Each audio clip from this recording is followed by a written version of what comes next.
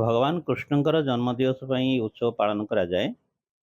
ଭଗବାନ ଯୋଉ ପରିସ୍ଥିତିରେ ଜନ୍ମଗ୍ରହଣ କରିଥିଲେ ଏକ ପ୍ରତିକୂଳ ପରିବେଶରେ ବନ୍ଦୀ ଘରେ ଜନ୍ମଗ୍ରହଣ କରିଥିଲେ ଏବଂ ସେ ଯୋଉ ପ୍ରକାର ଲୀଳାଖେଳା କରି ପୁନର୍ବାର ତାଙ୍କର ଜୀବନ ଚରିତ୍ର ଆରମ୍ଭ କରିଥିଲେ ଏବଂ ଦୁଷ୍ଟ ସଂହରଣ କରିଥିଲେ ଏବଂ ତାପରେ ଧର୍ମ ସଂସ୍ଥାପନ କରିଥିଲେ, ତାକୁ ମନେ ରଖିବା ପାଇଁ ଏହି ପର୍ବ ପାଳନ କରାଯାଉଛି।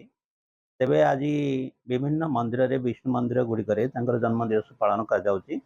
ଏଥିପାଇଁ ବୋଲି ସକାଳୁ ସକାଳୁ ବିଭିନ୍ନ ପ୍ରକାର ନୀତିକାନ୍ତି, ଷୋଡ଼ଶୋପଚାର ପୂଜା, ସହସ୍ରୋପଚାର ପୂଜା, ତୁଳସୀ ଅର୍ଚ୍ଚନ ଇତ୍ୟାଦି କରାଯାଏ।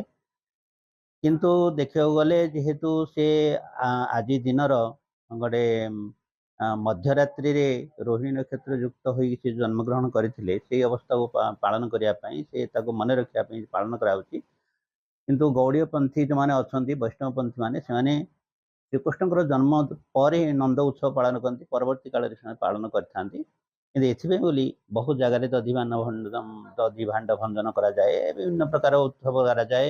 ଏଥିପାଇଁ ବିଭିନ୍ନ ମିଷ୍ଟାନ୍ନ କରିକି ମଧ୍ୟ ବଣ୍ଟା ଯାଇଥାଏ। ଲୋକମାନେ ଶ୍ରୀକୃଷ୍ଣଙ୍କର ବାଳ ରୂପକୁ ଏଠି ପୂଜା କରନ୍ତି ଏବଂ ସେମାନଙ୍କ ପାଇଁ ବିଭିନ୍ନ ମିଷ୍ଟାନ୍ନ ସାମଗ୍ରୀ ପୂଜା କରି ଲୋକମାନଙ୍କୁ ବାଣ୍ଟିଥାନ୍ତି। ଆନନ୍ଦ ଯେମିତି ଜନ୍ମୋତ୍ସବ ପାଳନ କରାଯାଏ, ସେଭଳି ପାଳନ କରିକି ସମସ୍ତେ ଆନନ୍ଦ ମାନିଥାନ୍ତି।